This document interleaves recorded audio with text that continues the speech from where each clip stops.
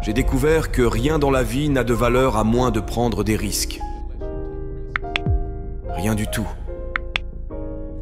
Nelson Mandela a dit qu'il n'y a pas de passion à jouer petit et à se contenter d'une vie qui est en deçà de ceux dont tu es capable de vivre. Maintenant, je suis sûr que dans tes expériences à l'école, en postulant à l'université, en choisissant ta majeure et en décidant de ce que tu veux faire dans la vie, on t'a probablement conseillé de t'assurer d'avoir un plan de secours, quelque chose sur quoi tu peux compter. Mais je n'ai jamais compris ce concept, avoir quelque chose sur quoi compter. Si je dois tomber, je ne veux rien sur quoi retomber, sauf ma foi. Je veux tomber en avant. Je pense qu'au moins de cette façon, je verrai ce que je vais frapper. Tomber en avant, c'est ce que je veux dire. Reggie Jackson a frappé 2600 fois au cours de sa carrière, le plus grand nombre de fois dans l'histoire du baseball. Mais on n'entend pas parler des retraits. Les gens se souviennent des coups de circuit. Tomber en avant. Thomas Edison a mené 1000 expériences ratées. Le saviez-vous? Je ne le savais pas. Parce que la 1000e était l'ampoule électrique. Tomber en avant. Chaque expérience ratée nous rapproche d'un succès. Tu dois prendre des risques. Et je suis sûr que tu l'as probablement déjà entendu. Mais je veux te parler de pourquoi c'est si important. J'ai 3 raisons et tu peux prendre ton iPhone. Tu vas échouer à un moment donné dans ta vie. Accepte-le. Tu vas perdre. Tu vas t'embarrasser. Tu vas être nul dans quelque chose. Il n'y a aucun doute là-dessus.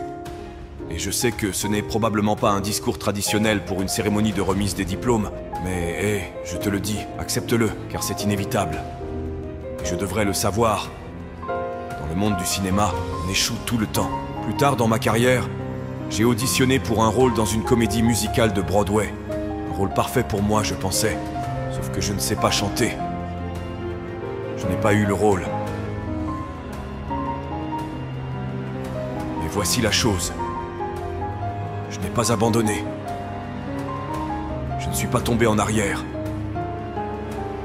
Je suis sorti de là pour me préparer pour la prochaine audition, et la suivante, et la suivante. J'ai prié. J'ai prié. Et j'ai prié. Mais j'ai continué à échouer, et à échouer, et à échouer. Et cela n'avait pas d'importance, car tu sais quoi? Il y a un vieil adage.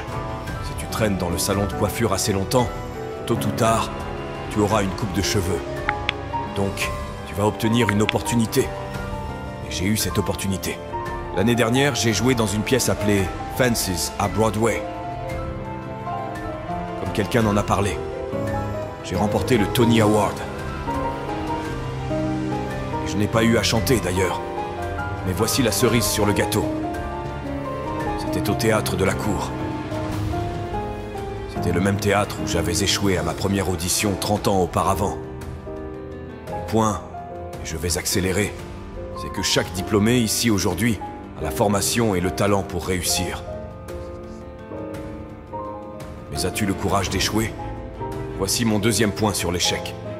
Si tu n'échoues pas, tu n'essayes même pas. Je le répéterai. Si tu n'échoues pas, tu n'essayes même pas. Ma femme m'a dit cette excellente expression. Pour obtenir quelque chose que tu n'as jamais eu, tu dois faire quelque chose que tu n'as jamais fait. Les Brown, le conférencier motivant, a fait une analogie à ce sujet. Imagine que tu es sur ton lit de mort et autour de ton lit de mort se tiennent les fantômes représentant ton potentiel inaccompli. Le fantôme des idées que tu n'as jamais mises en pratique, le fantôme des talents que tu n'as pas utilisés, et ils se tiennent autour de ton lit en colère, déçus et contrariés. Ils disent que nous sommes venus à toi parce que tu aurais pu nous donner vie, disent-ils. Et maintenant, nous devons aller ensemble à la tombe. Alors je te demande aujourd'hui, combien de fantômes seront autour de ton lit quand ton heure viendra? Tu as investi beaucoup dans ton éducation, et les gens ont investi en toi. Et laisse-moi te dire, le monde a besoin de tes talents, et cela plus que jamais. Je reviens d'Afrique, comme il y a 2 jours. Donc si je divague, c'est parce que j'ai le décalage horaire. Je reviens d'Afrique du Sud, c'est un beau pays. Mais il y a des endroits là-bas avec une pauvreté terrible qui ont besoin d'aide. Et l'Afrique n'est que la pointe de l'iceberg. Le Moyen-Orient a besoin de ton aide, le Japon a besoin de ton aide, l'Alabama a besoin de ton aide, le Tennessee a besoin de ton aide, la Louisiane a besoin de ton aide, Philadelphie a besoin de ton aide. Le monde a besoin de beaucoup de choses et nous en avons besoin de toi. Vraiment. Nous avons besoin de toi, jeune. Car rappelle-toi ceci, tu dois y aller. Tu dois donner tout ce que tu as. Que ce soit ton temps, ton talent, tes prières ou tes trésors. La question est celle-ci. Que feras-tu avec ce que tu as ? Je ne parle pas de combien tu as. Certains d'entre vous sont des majors en commerce. D'autres sont des théologiens, des infirmières, des sociologues. Certains d'entre vous ont de l'argent, d'autres ont de la patience, de la gentillesse, de l'amour. Certains d'entre vous ont le don de supporter longtemps, peu importe ce que c'est, quel que soit ton don. Que feras-tu avec ce que tu as ? Bon, maintenant voici mon dernier point sur l'échec. Parfois, l'échec est la meilleure façon de comprendre où tu vas. Ta vie ne suivra jamais un chemin droit.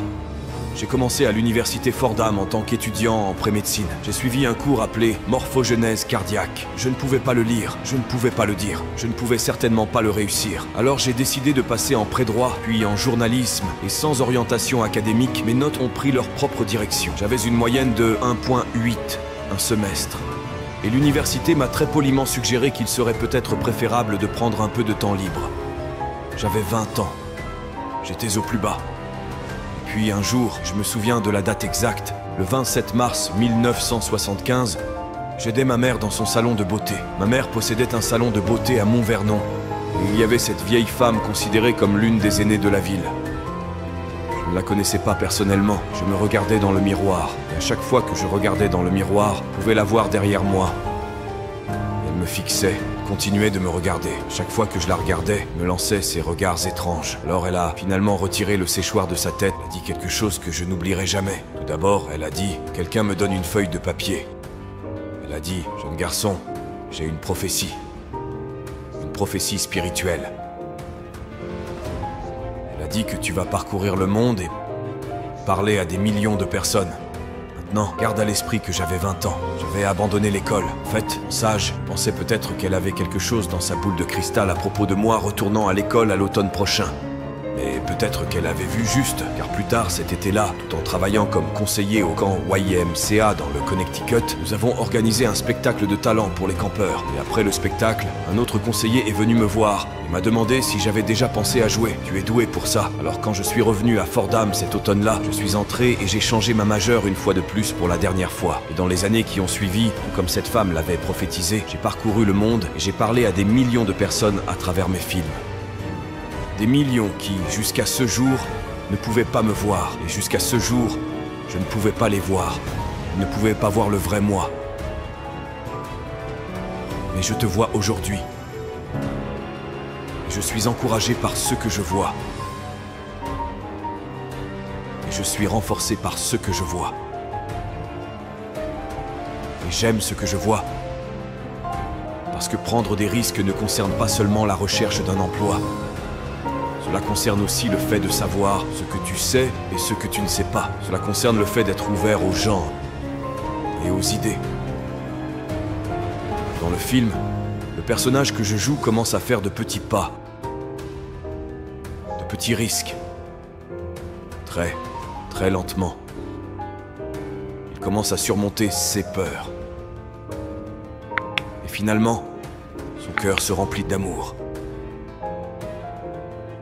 Je ne peux pas penser à un meilleur message alors que nous te lançons aujourd'hui non seulement à prendre des risques, mais aussi à être ouvert à la vie, à accepter de nouveaux points de vue et à être prêt à accepter de nouvelles opinions, à être prêt à parler lors d'une cérémonie de remise des diplômes dans l'une des meilleures universités du pays, même si tu es mort de peur.